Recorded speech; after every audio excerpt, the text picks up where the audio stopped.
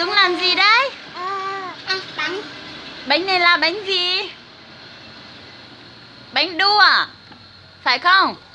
Bánh quýt trâu.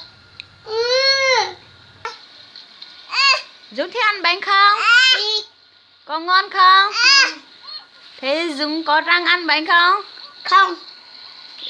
Há mồm xem nào.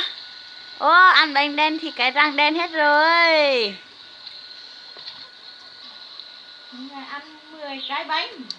Ăn 10 cái bánh. Dũng ăn hết bao nhiêu cái bánh? 1 cái bánh. Một cái bánh thôi à?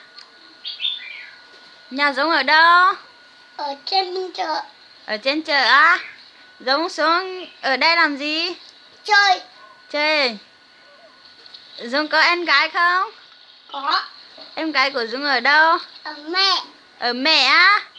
Thế Dũng không có à? Không có. Em gái của Dũng ở đây nhá. Phải không đấy Dũng? Và Đây là em này là tên gì? tên em Duyên. Tên là em Duyên à? Duyên ơi!